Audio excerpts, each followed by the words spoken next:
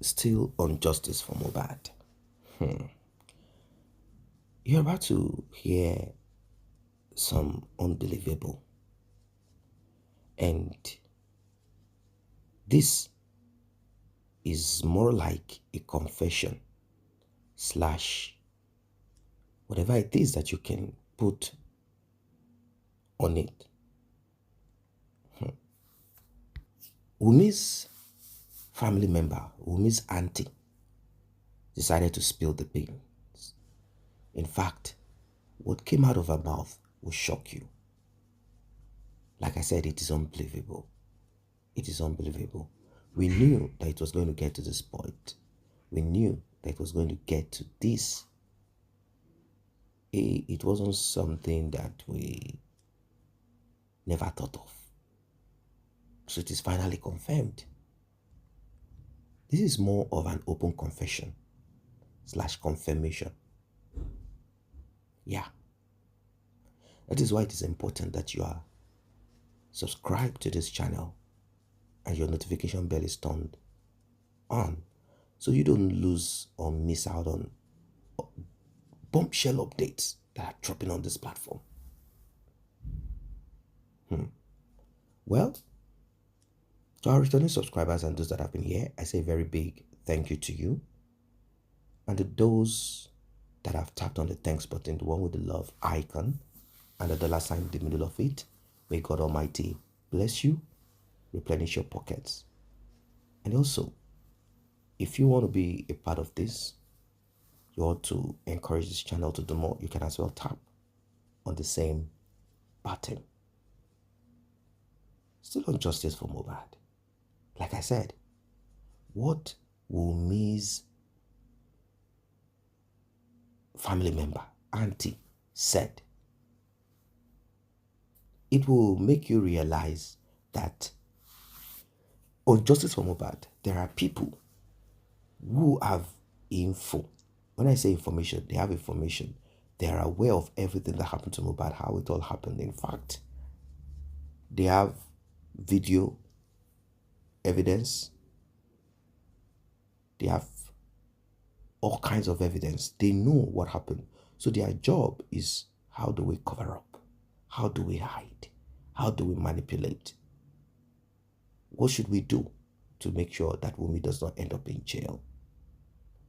Obviously, the guilty are always afraid. The guilty are always afraid.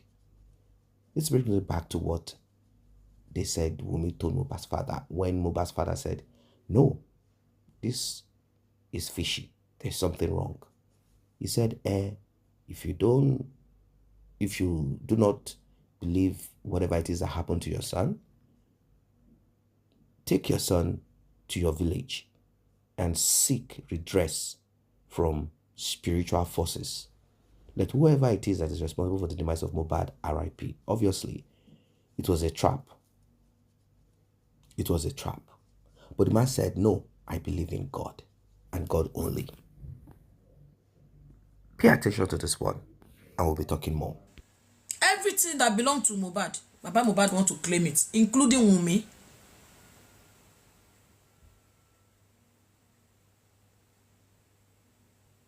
Ṣé fi pé Baba Mohbad hate Wunmi tó bẹ́ẹ̀ ni?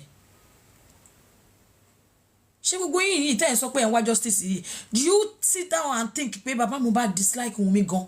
Do you think so? No. Baba Mohbad àti Wunmi nígbà tí wọ́n close báyìí tó bá pàdé girlfriend wọ́n máa sọ fún Wunmi according to ṣé bẹ́ẹ̀ iná ń ra àwọn kankan tó bá pàdé girlfriend kan wá sọ fún Wunmi tí girlfriend bá pe Mohbad's phone Baba Mohbad ló máa lọ sọ fún Wunmi pé ọkọ ẹ̀ girlfriend tẹ̀sẹ̀ pé o má gbà o. They were very close. Ọkùnrin kan ti pé girl kan ń ṣe ó ṣẹ̀ṣẹ̀ test Wunmi ni ó ṣẹ̀ṣẹ̀ test Mohbad ni o. In fact tí Wunmi bá wà kitchen bàbá máa sáré wá látòkè ni èèyàn kan ti test ọkọ ẹ̀ sí o lọ́wọ́ fóònù ẹ̀ má gbà o. They were very close.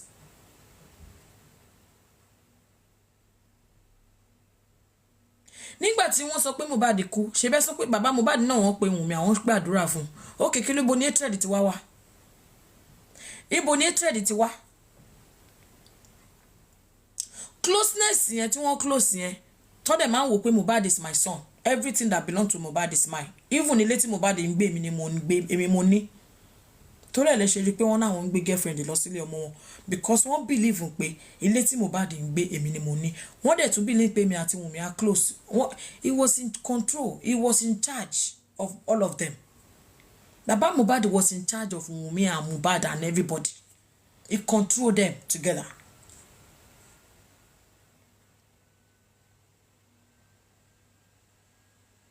Ẹ wá ń pariwo go and sue Wunmi. Ṣẹ́yìn rò bọ́n lè sue Wunmi ni? Ṣé bẹ́ẹ̀ lẹ ṣe rò bọ́n yè tí Wunmi tó ni? Kí ló fàjà? Gbogbo ìgbà tán náà wọn Mohbad kú àwọn ń gbàdúrà fún Wunmi yẹn. Kí ló dé tí wọ́n ń gbàdúrà fún Wunmi? Because wọn ò tí realize pé property ogún wà. Wọn bàbá Mohbad ò mọ̀ nǹkan tó ń jẹ́ royalty. There was no fight from the beginning because he doesn't understand anything about royalty. Wọn ò mọ̀ nǹkan tó ń jẹ́ bẹ́ẹ̀.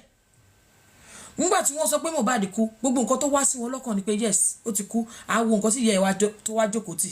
Gbogbo nǹkan tí ìyá ẹ̀ wá jókòó tì ló ti tán yẹn, ló ti kú yẹn. That is it.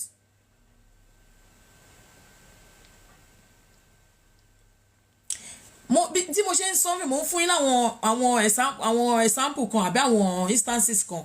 Tí ẹ bá wo interview tí bàbá Mohbad ṣe lọ́dọ̀ Aláròyé, ẹ máa gbọ́ wọ́n ní wípé màmá ẹ̀ ó lọ gba ṣọ́ọ̀bù 5 fún màmá ẹ̀. Èmi gan jókòó mo ń wò pé ṣẹ́ni tí ò sì ṣe business 500,000 rí àbẹ́ni tí ò tí ṣe business 100,000 rí òun náà fẹ́ ṣe business 5 million. Kò mọ̀ pé Ọlọ́run ò kì í ṣọba ìkà. Owó òun wá dà ṣe bí ọjọ́ tó fẹ́ fún lówó náà ló kù yẹn ṣó dẹ̀ wá rówó òun gbà. Ọlọ́run ò kì í ṣọba ìkà. Owó gan dà lénìí ṣó rówó òun gbà because baba Mohbad was competing with ìyá Mohbad. Baba Mohbad believe pé nǹkan tó yẹ kémi máa dá pín 100% ó ti di 50-50.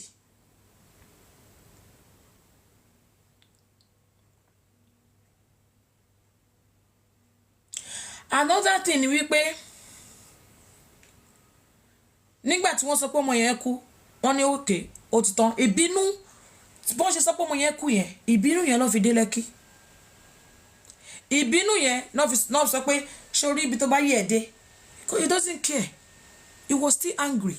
Ìbínú yẹn ṣé mọ̀ pé sórí ibi tó bá yẹ̀ ẹ́ dé yẹn tẹ́ bá tẹ̀ sọ pé Darosha parọ́ mọ́ wọn ni ẹ mọ̀ pé gbogbo nǹkan tó àwọn èèyàn bá sọ irọ́ ni.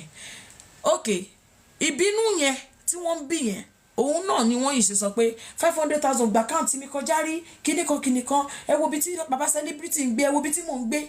Ìbínú tí wọ́n ní sí Mohbad yẹn òun ni wọ́n sì ń bí títí tí Mohbad fi wọlẹ̀ up to today. Baba Mohbad ò forgive Mohbad. I forgive Mohbad yẹn òun ni wọ́n ṣe gbé síbẹ̀ tí wọ́n ṣe náà ti ráwọn ní sí lọ́kàn títí wọn wọ́n ṣe ń punish ẹ̀ ni and people don't understand. How can you find justice for somebody you hate so much? Wọ́n like Mohbad rárá. They used to be friends. Don't get me wrong. When Mohbad was young, when he was younger, tó ṣì ń bá wọn tàn kọ́kọ́lọ́, they used to be friends. No doubt. You know I'm going to move so tough for you. They used to be close. They used to be friends, like friends. But ìgbà tí Mohbad ti di ẹni tó lè take decision fúnra rẹ̀, problem ti dé. Ti get. They used to be friends. Ní ìgbà tí wọ́n máa sọ pé sit down there, tó dẹ̀ máa sit down síbẹ̀, jókòó síbẹ̀ tó máa jókòó. But when Mohbad tó ti di ẹni tó lè take decision, tó ń sọ no, I want it like this, I don't want it like this. Oh the problem. Favor, you said he loves his son. You said he loves his son. That's what you said. He loves his son. You said he loves his son. If you love your own son, and they will call you that your son passed away, you will go there and still be talking ill on that body. To one leg, look at your life. Look at what you got yourself into. Ṣé ẹni tó love ọmọ ẹ̀, wàá rí ọmọ òkú ọmọ ńlẹ̀ tí ọmọ tí ò sick lánàá. Wàá wá sọ pé ṣọ́ra yí ẹ ló dé nsìn. Ẹjọ́ ṣé yìí ti gbọ́ mọ́ cotton statement yẹn èèyàn lè times ẹ̀ sọ́nà mẹ́wàá fún yín. Ṣé rí ẹni tó rí ọmọ nílẹ̀lẹ̀ tó ń wò pé ṣé orí ibi tó bá yí ẹ dé ó mì pé wo ó bá kú àkútúkú ẹ ṣorí ìwọ ló fa life ìwọ ló bá yí ẹ jẹ́ because you don't have to.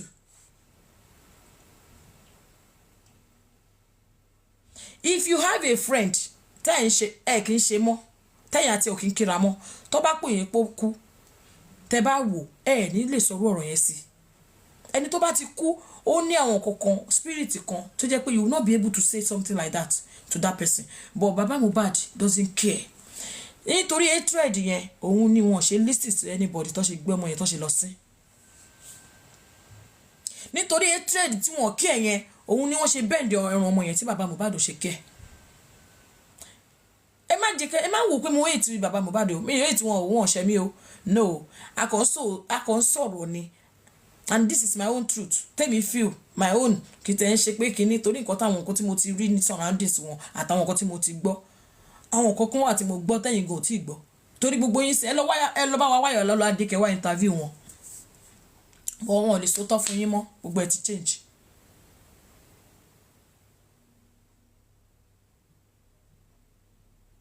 nítorí hatred yẹn ni wọ́n ṣe fẹ́ lọ tó ẹjọ́ mo fẹ́ béèrè lọ́wọ́ yín tẹ̀wá mi báyìí tó bá jẹ́ pé lálẹ́ ọjọ́ yẹn bàbá baálẹ̀ yẹn gbà kan sí ẹjọ́ ṣé wọ́n máa lo pósí ṣé wọ́n máa tẹ̀ wọṣọ fún Mohbad wọ́n kàn máa ráàpọ̀ ẹ̀ tó máa sọnù ní bí ìgbà tó lọ sọ kọlù sí bí tó bá jẹ́ pé wọ́n gbà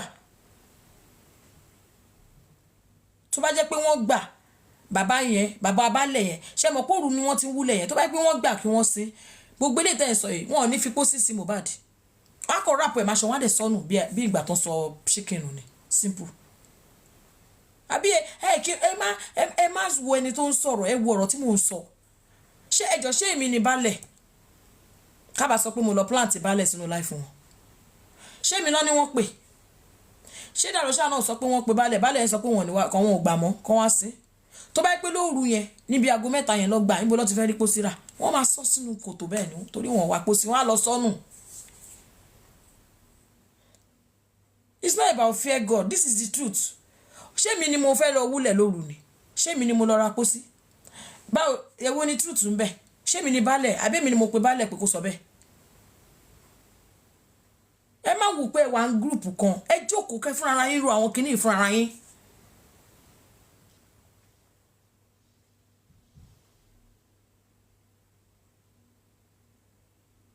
báwo ni ó ṣe máa rí ọmọ ńlẹ̀ odindi ọmọ breadwinner bọ̀ bàbá Mohbad orí breadwinner mọ́ nítorí pé kò kí ń kó owó táwọn fẹ́ kò kí ń kó fáwọn. ọmọ yẹn wà ńlẹ̀ ẹ débẹ̀ ẹni ẹ lọ sókè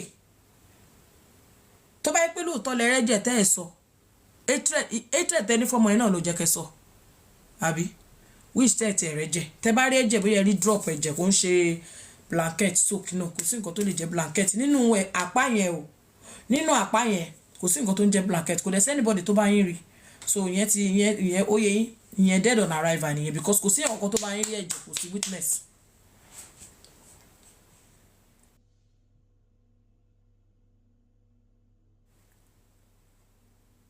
torí ẹni mo yẹ sọ pé tó bá jẹ́ pé ẹ forgive ẹ ní bó ṣe ṣẹ̀yìn tó ẹ ní láti kọ́kọ́ rò pé màmá ẹ̀ ni ẹni ẹ̀ tó bá pẹ́ ẹ forgive ẹ ó ṣeé ṣe kó má kú ṣé gbọ́n nǹkan tí mò ń sọ kì í ṣe pé tí mo sọ pé ó ṣeé ṣe kó má kú ni pé ńgbà mí èrò ọkàn èèyàn ó máa ń ba nǹkan jẹ́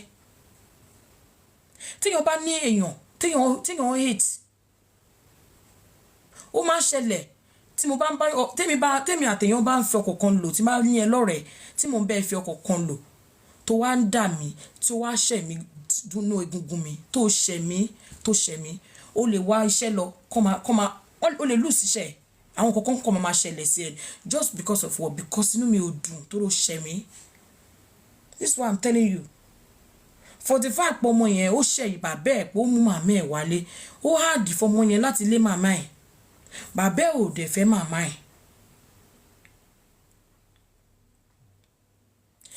nígbà tí mo béèrè pé báwo lẹ ṣe fẹ́ fẹ́ màmá ọmọ yẹn tẹ́ ẹ níyàwó nínú ilé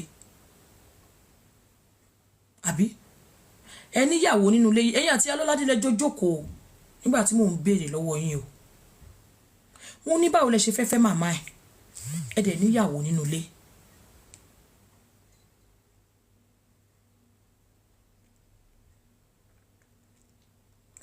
ẹni pé Ìyálọ́ládé ní kò yé mi náà bó ṣe fẹ́ o but ẹ̀yin sọ pé ibi tẹ́ lọ ẹni ibi tẹ́ lọ that is the question I ask you it is recorded o ẹ̀yin lẹ sọ̀rọ̀ mi kò mo ní recording tó pọ̀ mi kò ń gbé mi kò ráyè ní mi kò ń wò pé gbogbo nǹkan máa tán náà ni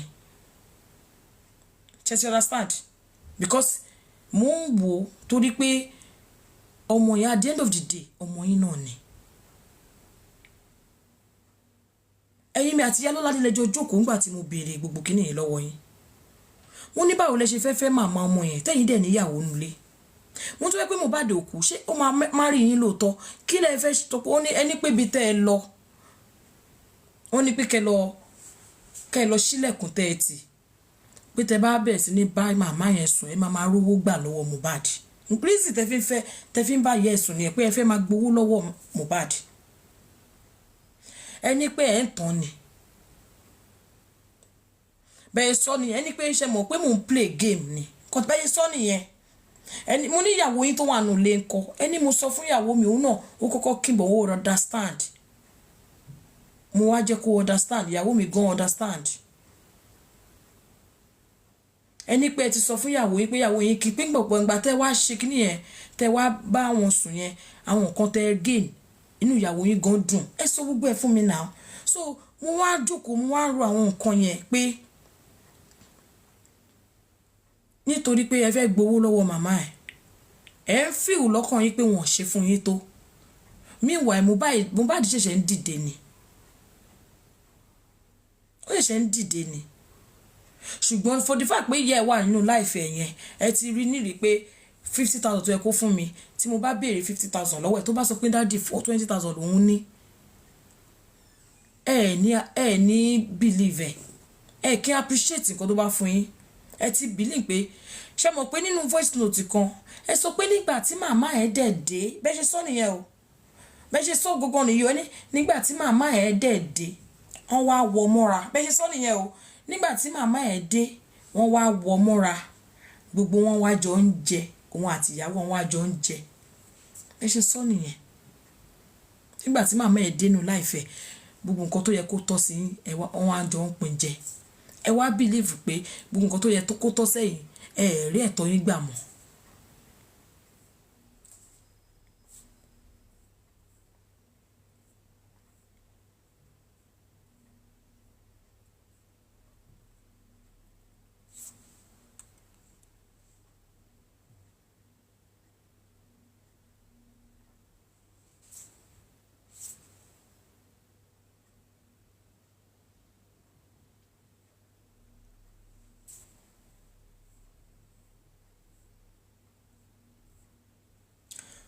So bí mo ṣe ń sọ lọ as I was saying ọmọ yẹn wá ṣẹ̀yìn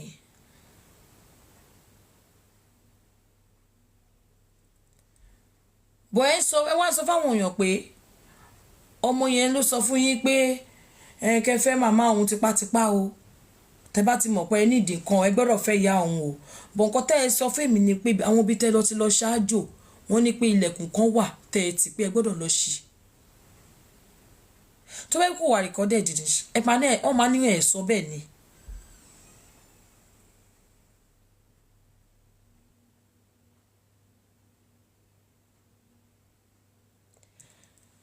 màmá ọmọ yẹn náà dẹ̀rẹ̀ ó jẹ́ ọ̀kan tó nífẹ̀ẹ́ yín látilẹ̀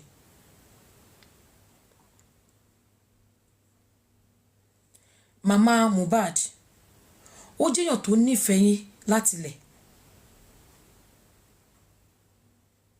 nígbà tí ò sí nǹkan kan tẹ́jọ́ ń fẹ́ra yín ìgbà tẹ́ fi màmá Mohbad náà lẹ̀ assumption lásán lẹ fi fìyà Mohbad lẹ̀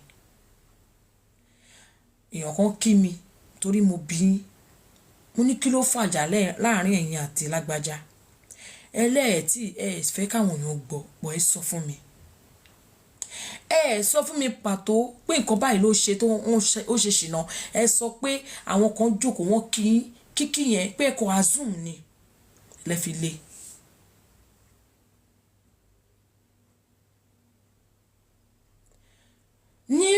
ní ìwọ̀nba ọmọdé tèmi mo jókòó pẹ̀lú àdúrú àwọn nǹkan tẹ́ ẹ sọ fún mi àti àwọn ilé tí mo gbọ́ lẹ́nu ìyá yẹn náà mo wá jókòó mo wá wò pé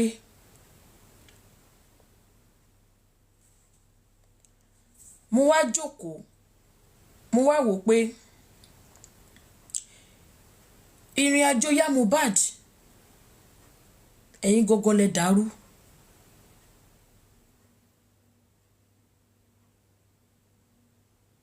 àwíò ẹ jẹ́ kí n ti má ti ìrìn àjò ya Mohbad gangan kọ́ ló má jẹ́ kéèyàn ṣìrìn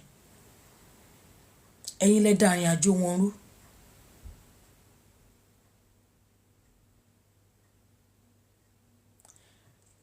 ìyá yẹn ẹ lé ìyá yẹn síta ẹlẹ́yìn lẹ lé wọn ẹni ẹ dẹrù wọn síta nígbà tí ẹ rí àwọn kan tó ń tẹ́ ẹ suspect wọn kì í ṣe pé ẹni ẹ rí wọn tó ń ṣiṣẹ́ ẹ lẹ́ suspect wọn ẹ nígbà tẹ́ wá dẹrù wọn síta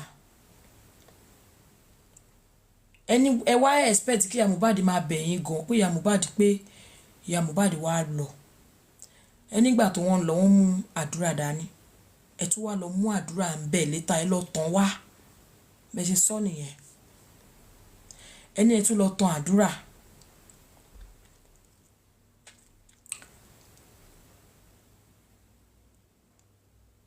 ṣùgbọ́n gbà tí ìyá Mohbad tẹ́yẹ fi ìyá Mohbad lẹ́yìn ẹ ti fẹ́ yàwó àwọn ìyàwó mi náà lóríṣiríṣi tó bímọ fún yín tó bímọ fún yín tó bímọ fún yín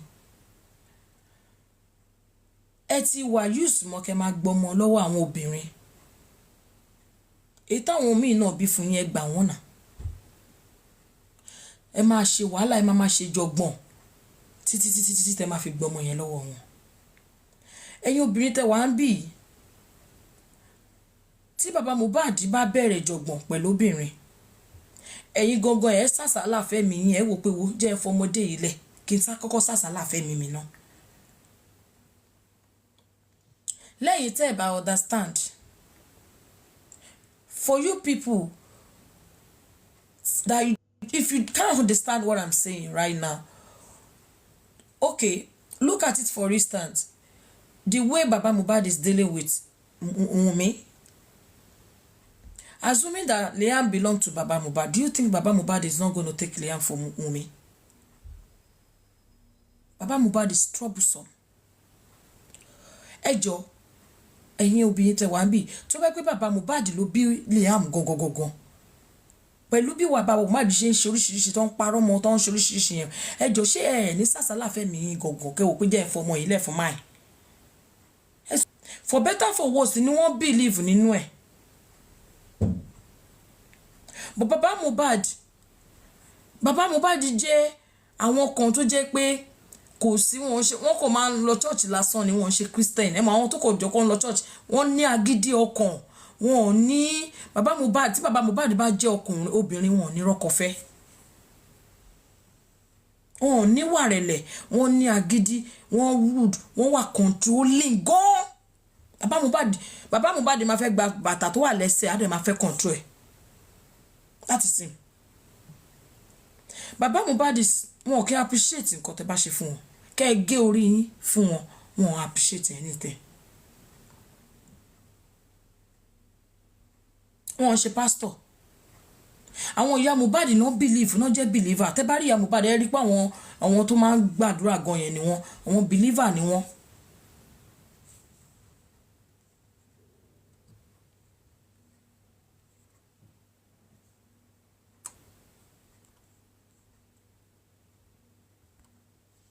mi ò bú wọn náà sọ yìí ẹ̀yin náà láti ọ̀la lọ ẹ̀yin náà lè try láti máa study wọn náà.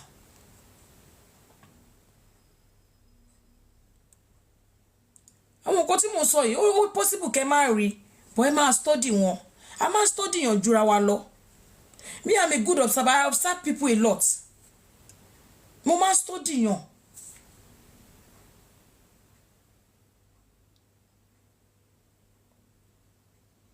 o wọ́n fẹ́ lẹ́ǹkejì o ìyẹn náà ò dáa o wọ́n fẹ́ lẹ́ǹkẹta o àwọn yẹn náà tún dáa o wọ́n fẹ́ lẹ́ǹkẹrin o wọ́n gbọ́mọ mẹ́ta lọ́wọ́ ìyá Mohbad, wọ́n gbọ́mọ mẹ́ta lọ́wọ́ obìnrin míì náà o, wọ́n tún gbọ́mọ lọ́wọ́ wọn. Ìkẹrin ló wà nínú ilé wọn yẹn náà bímọ yọkan, ọmọ yọkan ló bí, ọmọ bí 6 years àbí 7 years, láti pé 7 years báyìí. Thanks for the gift. Thank you. Eléyìí ò dáa. Tó bá pé ìyá Mohbad nìkan ló ṣe bẹ́ẹ̀ nínú life wọn sìn, wò pé bí ìyá Mohbad ni ò dáa. Kì í ṣe pé mò ń jà fún ìyá Mohbad. I'm just here to say the truth. Ètò bá kan ní kálukú mo máa sọ.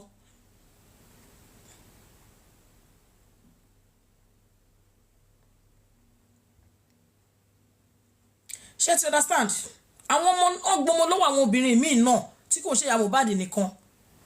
Gbogbo tẹ́ sọ pé ìtẹ́ yẹ èèyàn kó ọmọ ẹ̀ ó kó mọ́lẹ̀ àwọn ọmọ obìnrin míì náà, bàbá Mohbad gbọmọ lọ́wọ́ obìnrin míì náà tó wà nínú ilé wọn lẹ́ni tó jẹ́ pé in public lẹ́ ń bá wọn bọ̀ wọn tí wọ́n ti lé wọn tó ti lé yẹ ẹ̀ dànù. Bàbá Mohbad is fond of kí n gbọmọ. Tí ó bá jẹ́ pé Wunmi ò ṣe kò fún wọn kò kó wọn fẹ́ pé Wunmi ò kó wọn síta bí ọmọ ọjọ́ mẹ́jọ ni wàhálà wọn máa gbalẹ̀ àmì lọ́wọ́ Wunmi. That's Baba Mohbad. Tó bá jẹ́ pé kí n ṣe ọ̀rọ̀ yìí ò bọ́ sí public, Baba Mohbad yẹn wọ́n máa gba Liam yẹn wọ́n máa gbà lọ́wọ́ Wunmi. Wọ́n dẹ̀ nílé tọ́. Problem tó wà ń bẹ̀ ni pé wọ́n nílé tọ́. Wọ́n kàn ń gbà wọ́n ni.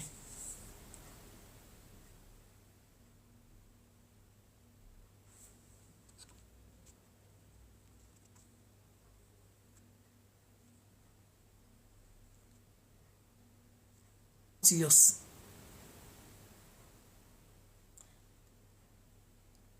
How can you be asking for the DNA of the baby that is not yours?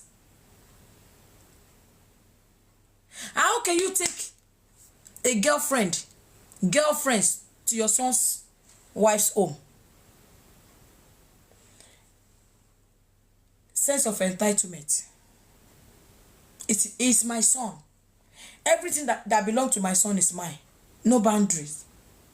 No boundary. Anything to belong, everything that belongs to my son is mine. Baba Mohbad one more different between grandfather and father.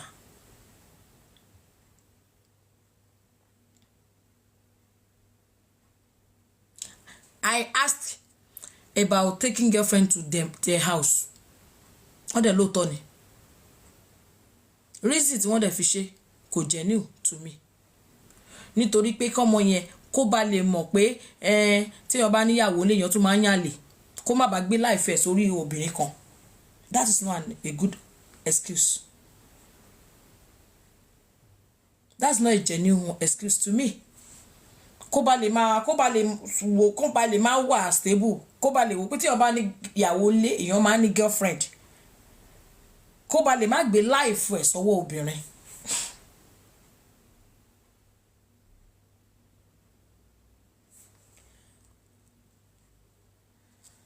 Now you are angry because it has never happened to you before. You used to achieve everything. You used to get whatever you need. Báyìí lẹ ṣe máa ń gbà kan tẹ ọwọ́ báyìí.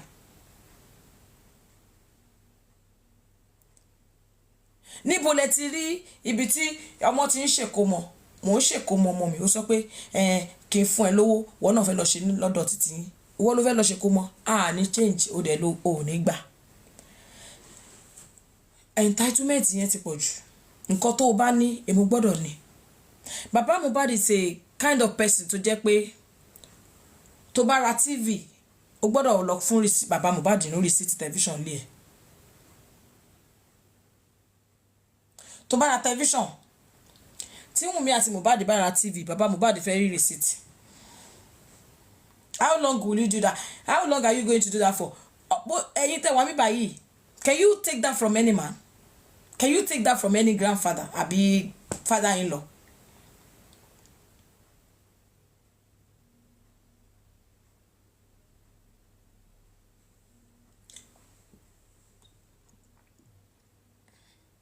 If not because of us, the reason why people see me as kíní kan Tọ́lání o, òun ló jẹ́ kán rí justice o, Tọ́lání o, tẹ́ ẹ̀ ń sọ̀rọ̀ lójoojúmọ́ everywhere ni wípé mo ní kò sí DNA.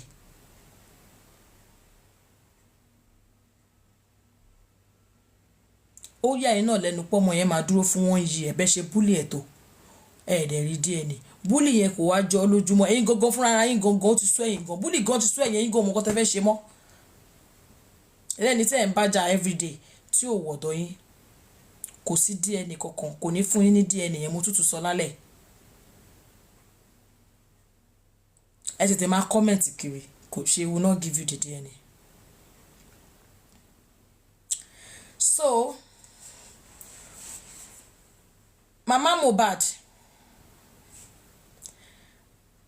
mo rí pé ẹ lọ sí corona lọ́jọ́ yẹn ẹ lọ ń romance jòsí ọkọ mi mo mọ̀ pé gbogbo kíní ẹ̀ náà script ni ó yé mi but nǹkan kan wà tí mo máa sọ fún yín mà ni wípé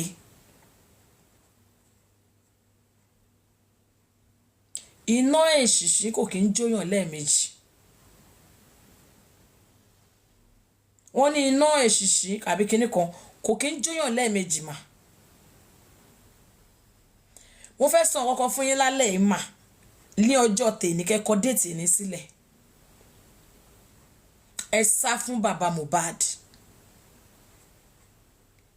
nǹkan tí mo fẹ́ sọ fún yín lálẹ́ yìí mà ẹ sá fún bàbá Mohbad ẹ jẹ́ kí n sọ reason fún yín okay tó àwọn èèyàn rò pé bí àtàwọn bá romance ẹ máa rí àwọn kankan kò sí nǹkan tẹ́ fẹ́ fún anybody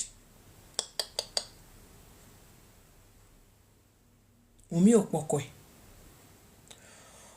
but ma ìyá Mohbad mo like yín ṣe mọ̀ pé mo like yín dáadáa mo like yín dáadáa ẹ dẹ̀ rí pé mi ì bú yín rí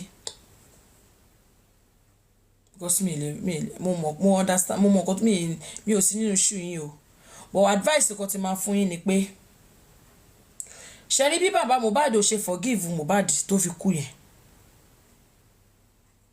àdúrà náà tún ti ṣe wọ́n bẹ́ẹ̀ o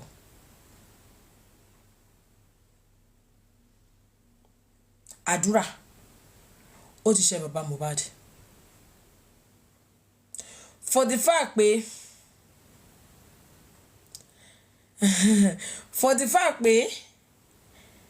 àdúrà ò bá wọn ṣe nínú gbogbo justice yìí ó sá fún wọn bàbá Mohbad ò kí ń forgive yan bàbá Mohbad wọn forgive yan lẹ́yìn tẹ́ ń wò mí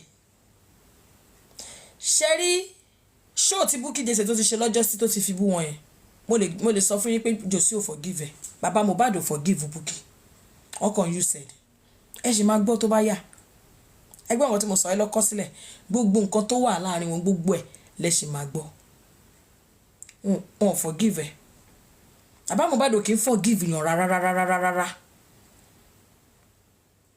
heart of stone ni wọ́n ní. That was one of those that are in support of Wunmi. In fact, she's Wunmi's auntie. She has dedicated her life and her time to support and to make a case on behalf of Wunmi.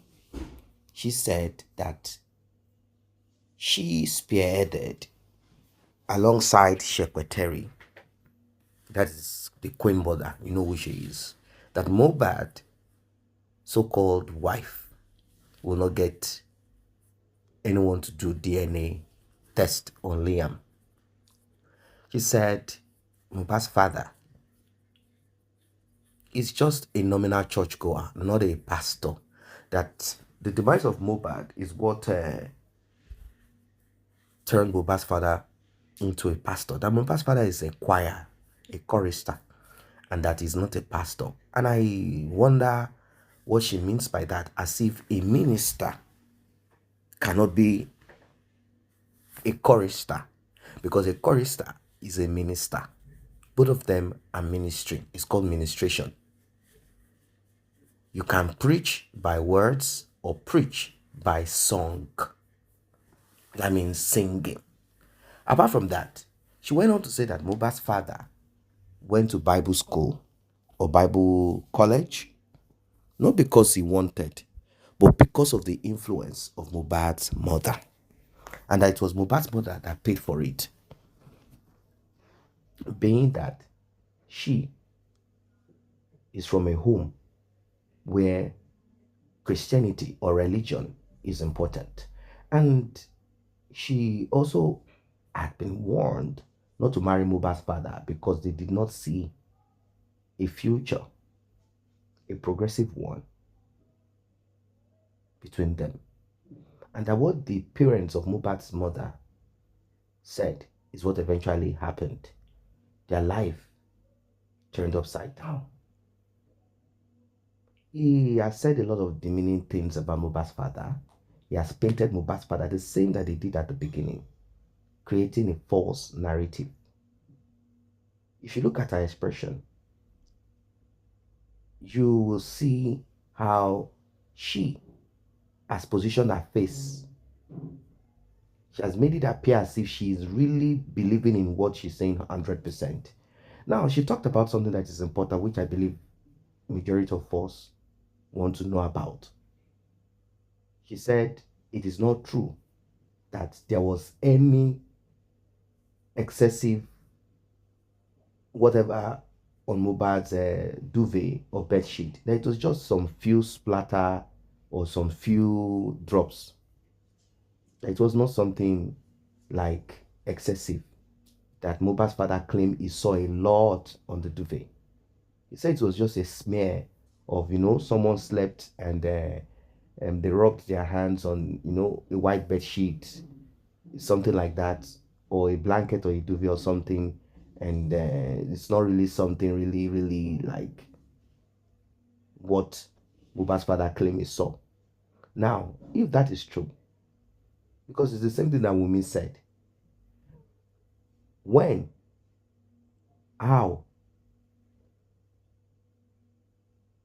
did Mohbad bleed profusely, according to the Nigerian police? Because that's what the Nigerian police claimed. They said, according to their investigation, there was a fight at the show and Mohbad had bled profusely. The police refused to tell us what was used on Mohbad's flesh that caused what they claimed they saw. No visual evidence. They said people had told them. Who? It's so sad. It is terrible. It is unbelievable.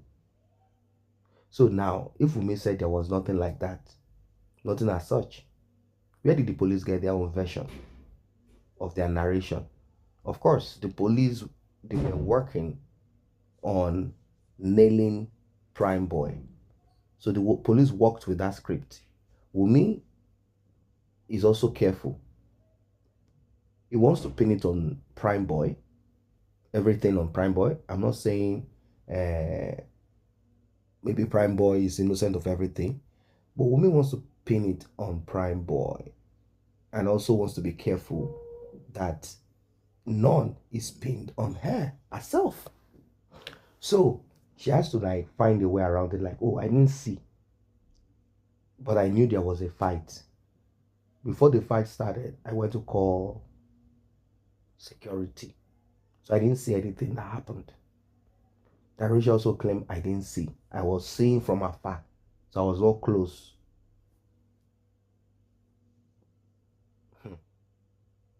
Now,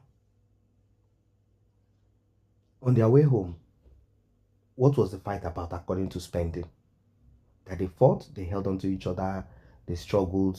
So if Mohbad was bleeding, how is Wunmi and Mohbad fighting again? And Wunmi did not see splashes or bleeding profusely in the car. When they got to their house, everything ended. That is what she's trying to say. And they slept. Everything was fine. They even laughed pew. And they slept. Then, the injury that was not big, that Wunmi claimed is not true, all of a sudden, Mohbad didn't feel good. So they had to call a nurse. And I'm wondering, really? Oh, he was in so much pain. So it was a nurse that administered the injection that caused the adverse reaction on Mohbad, because maybe she was not supposed to administer what she administered to Mohbad. So it means that the nurse will have to go for this. But if the nurse is not going for this, then the nurse will have to point fingers at Wunmi and say, look, when I got there, this is what I saw. What I saw. But if we have to go by the picture that the nurse claimed, according to her mom, that was sent, and the nurse has not said, what I saw is even more damaging than what they sent to me, then it will have to be the nurse. Because nobody can prove that Prime Boy injured Mohbad. Prime Boy and Mohbad might have had a scuffle. Mohbad might have injured himself. Prime Boy might have injured him.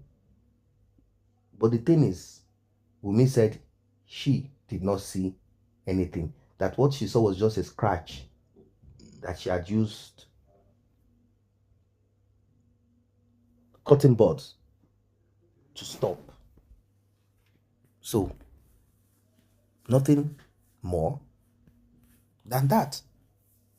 Nothing less than that. So, who is responsible for the demise of Mohbad? Question that needs an answer. Who is responsible for the demise of Mohbad? Till today, we've not gotten answers to that. Till today, we've not gotten any leeway. What we are hearing is talks from the likes of this lady who is advocating for no DNA test, claiming that that has nothing to do with the demise of Mohbad, and many other unbelievable coming from her mouth. This is a world of wickedness, a world of evil, a world full of evil, a world full of evil, a world full of evil. So she has done her best to demonize Mohbad's father. She has tagged Mohbad's father the way she wants to. She has given Mohbad's father different names. She has said that Mohbad's father is not a true Christian, that Mohbad's father is just a pretender. She's telling us that Mohbad's father has a hard heart, very hard heart. That Mohbad's father is not somebody that anybody should trust or believe in. That Mohbad's father is a bunch of wickedness. That Mohbad's father is a non-entity. That Mohbad's father is everything bad, everything evil, everything, everything wicked. That Mohbad's father is not a good person. That Mohbad's father is not a nice man. That Mohbad's father is a terrible individual. That Mohbad's father wants to rape Wunmi. In fact, she made it clear that Mohbad's father wants to take over Wunmi, like marry Wunmi. Is it possible? So the audacity of this woman, the way she positions her face when she's saying these things with so much conviction, that's when you will know how terrible this woman can be. I mean, she must have been paid for her to dedicate her time and her posture this way. She must have been paid. Where is it a practice, or is it an antecedent of Mohbad's father that he normally goes after the girlfriends or of his children or relatives? We've not heard any of that. She claimed that Mohbad's father had gone through 4 women who had given birth to children, and none of them are with him. How true is this? The man has already cleared it. He said, no, there's no girlfriend brought here. I don't know. Whatever it is. Whatever it is. Whatever it is. Whatever it is. I don't know. But what I do know is that it is not correct. It can never be right that Mohbad's father wants to inherit Wunmi, and that Mohbad's father, in the same breath, she's saying that Mohbad's father wants to take Liam. So how can you inherit Wunmi and also take Liam? You either take one and send one away. What is she saying? We don't get it. Like, it's not making sense. It's just not right. It's not adding up. It's not like correct. I don't know what you guys think of it. She has poured out a lot of things that don't make sense, things that are not adding up. She has added so much debris, stones, dirt into all that she said about Mohbad's father. It's not making sense to me. She's trying to give us a character, present to us a character of a man who is unforgiving, evil, dislikes, hates Mohbad, that Mohbad did not take care of him. Mohbad did not even do this and that a certain amount of money had not even passed. The thing is this, they cut some videos from Mohbad's father's words and they made it appear as if this is all that he said. The thing is that the man made mistakes. There are certain things he was not supposed to say at the beginning. But talking about money, the man simply said that $500,000 has never passed through my account. That's because questions were asked. Questions were asked. Questions were asked. And he responded to those questions because he was not even happy. He got to a time in his life, Mohbad was not, let's just say Mohbad was betraying him because he was not doing what Mohbad wants. Mohbad wants a return back to his own mother. But because Mohbad's father had refused or was not responding 100%, Mohbad was not happy. Of course, obviously, if he wants a unification and he's not seeing the 100% result of it, definitely he will not embrace another woman coming to his own house to eat his food and lay with his father. But his father was expecting Mohbad to understand what Mohbad cannot understand. Mohbad can never understand that you and my mother cannot be together again. Mohbad can't understand that part of it. To Mohbad, come on, get out of it. This is not acceptable. This is not right. Forgive and forget. You guys should move on. But Mohbad's father, somehow, he cannot forgive. And maybe he's also worried about certain things. He's the one involved in the thing. And there is something that he said. He said, oh, all this while, this woman has been the one blocking my son from helping me or from at least treating me. So it's more or less like the table turned around. At the beginning, Mohbad's father was in control. Then Mohbad's mother came in. Mohbad's father was still in control. He had told them a lot of things, told Wunmi a lot of things, told Mohbad a lot of things. Like, this woman is not a good person. This woman should not be around you guys. And lo and behold, as women, they took over. They took over the mind of Mohbad. How they did it, I don't know. Then Mohbad's father became an outcast, coupled with other things that have happened. I mean, Mohbad wanted certain things. Those things were not happening. It was not coming up. So it became a big issue. It became a big issue. It became a big issue. I don't know what you guys think of this one. It is terrible. It is terrible. Well, she has said all that she has to say. But what we're interested in is justice for Mohbad. Whoever is responsible must go down. DNA is a must because money is involved. And it is important that clarity is gotten on this one. Still on justice for Mohbad. Do not forget to like and share. Do not forget to tap on the subscribe button. Turn on the notification bell if you're just coming across this channel. See you guys in the next update.